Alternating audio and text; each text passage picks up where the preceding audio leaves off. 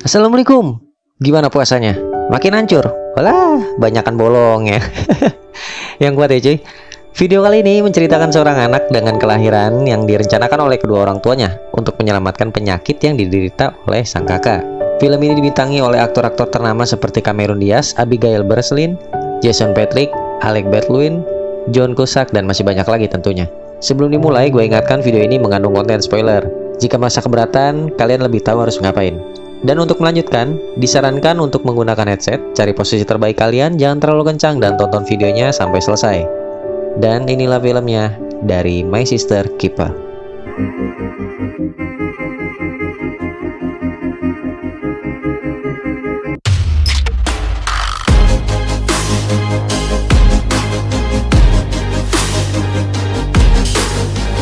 Di awal film diperlihatkan dalam sebuah toko terdapat seorang anak perempuan yang sedang menjual kalung emas miliknya.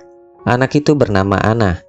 Lalu scene beralih pada sebuah keluarga yang sedang berkumpul bersama. Ada Bibi Kelly, Kate anak pertama, Jess, lalu Anna dan kedua orang tuanya Brian dan Sarah yang diperankan oleh Cameron Diaz si Charles Angel.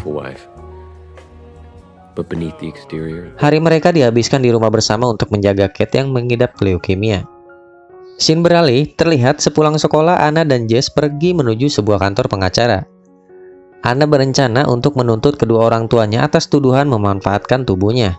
Meski awalnya tak percaya atas tuntutan Anna terhadap kedua orang tuanya, akhirnya setelah membaca berkas yang Anna berikan, pengacara itu pun langsung menyetujui kesepakatan untuk mendampingi Anna dalam persidangan. Pengacara tersebut bernama Campbell yang diperankan oleh Alec Baldwin. Diketahui isi berkas tersebut mengenai laporan medis dari pihak rumah sakit yang menangani operasi Anna dan juga Kate, yang dimana semasa hidupnya Anna semenjak lahir, bagian tubuhnya selalu diambil mulai dari transfusi sel darah putih, pengambilan darah tali pusat, sumsum tulang, limfosit, suntikan untuk penambah sel, dan kemudian mereka ambil kembali. Dan bahkan, belum lama ini Kate mengalami gagal ginjal, dan Anna dipaksa untuk memberikan ginjalnya kepada Kate. Scene kembali beralih pada saat Kate dan Jess masih kecil. Pada sebuah rumah sakit, Sarah ibunya sedang memeriksa penyakit kanker yang dialami oleh Kate. Namun, dokter tersebut justru menyuruh Sarah untuk bertemu dengan dokter spesialis onkologi untuk pemeriksaan sumsum tulang. Kembali terlihat Kate dengan kondisi penyakitnya yang semakin mengkhawatirkan, dan pada saat itulah dokter menyatakan Kate membutuhkan donor ginjal.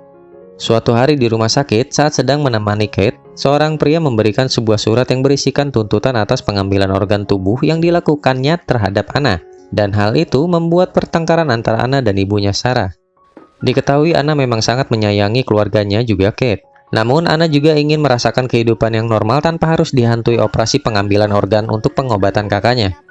Yang dimana ketakutan Anna jika mengalami kegagalan saat melakukan operasi.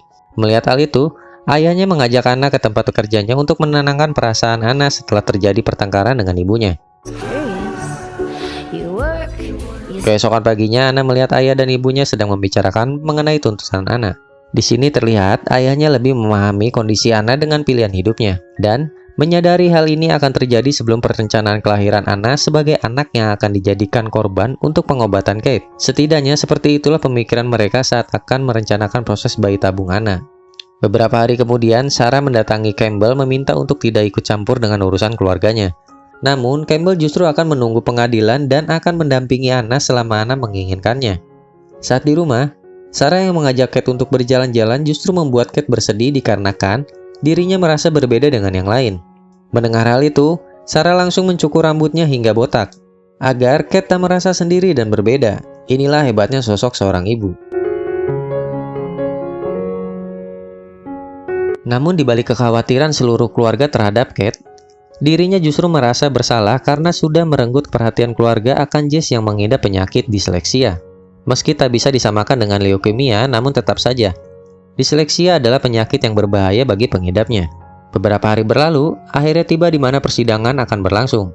Namun, hakim meminta Sarah dan Campbell bertemu di ruang kerjanya. Setelah melihat tujuan tuntutan untuk membatasi hak orang tua dan pembelaan Sarah, karena Anna masih berusia di bawah umur, hakim pun meminta untuk bisa berbicara secara empat mata dengan Anna. Saat dalam ruangan, Anna pun tak kuasa menahan tangis saat hakim menanyakan ketakutan Anna selama operasi. Begitupun dengan hakim itu sendiri saat ditanyakan oleh Anna mengenai anaknya yang sudah meninggal. Banyak hal yang mereka bicarakan di luar kasus, hingga hakim menentukan keputusan akan ditentukan seminggu kemudian. Lalu dalam rumah sakit, dokter yang melihat kondisi Kate yang semakin memburuk meminta Sarah untuk membawa Kate kembali pulang. Bahkan dokter yang sudah menyerah karena tak ada pendonor yang menolong Kate pun memanggil tim pengurus kematian. Meski begitu, Sarah tak bisa berbuat apa-apa.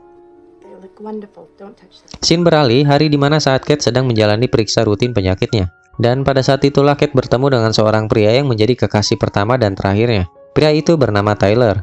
Setidaknya mereka telah merasakan cinta yang normal di sisa-sisa hidup mereka.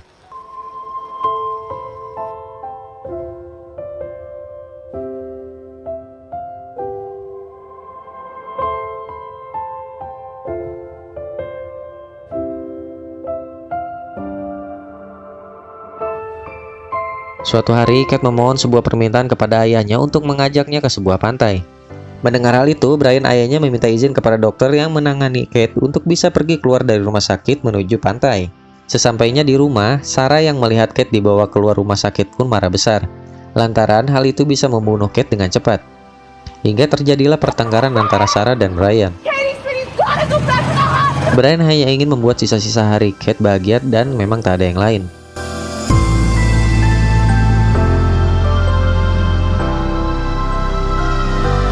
Suatu hari, persidangan kembali dilanjutkan. Sarah mengatakan semua hal yang dilakukan terhadap Anna. Semua itu dia lakukan untuk menyelamatkan Kate dari penyakitnya. Dan pengacara Campbell pun memojokkan Sarah dengan sebuah pertanyaan yang amat mendalam. Siapakah yang akan menyelamatkan Anna? Dan semua pun terdiam. Hingga saat Anna menjadi saksi, Anna tak dapat menjawab dengan pasti semua pertanyaan ibunya. Tiba-tiba Jess berbicara kepada Anna untuk mengatakan kebenarannya, yang dimana semua tuntutan dan keputusan yang Anna buat adalah permintaan kakaknya, yaitu Kate. Sarah yang tak mempercayai ucapan itu, ditegaskan kembali oleh Brian bahwasanya Kate sudah membicarakan hal itu ribuan kali terhadap Sarah, namun Sarah tak pernah mendengarkannya. Tak ingin salah dalam mengambil sebuah keputusan, hakim meminta bertemu langsung dengan Kate di dalam rumah sakit. Setelah selesai, hakim pergi meninggalkan ruangan Kate.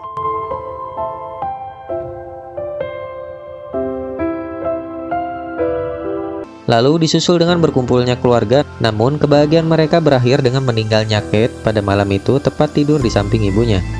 Dan film pun selesai.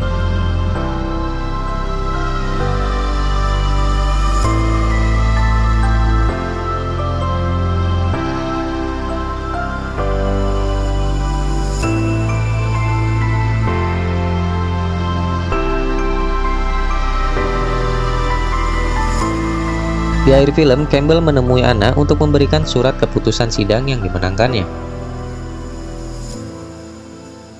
Pernahkah bertanya-tanya mengapa kedua orang tua Anda memutuskan untuk memiliki Anda? Ibu rela untuk mengandung 9 bulan, ayah bekerja keras untuk kehidupan keluarga, dan siap menyodorkan pundaknya saat letih. Untuk apa Anda dilahirkan dan bernapas hingga saat ini?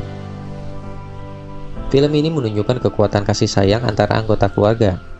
Ikatan yang dimiliki karena pertalian darah menjadi kekuatan tanpa batas untuk melawan segala rintangan.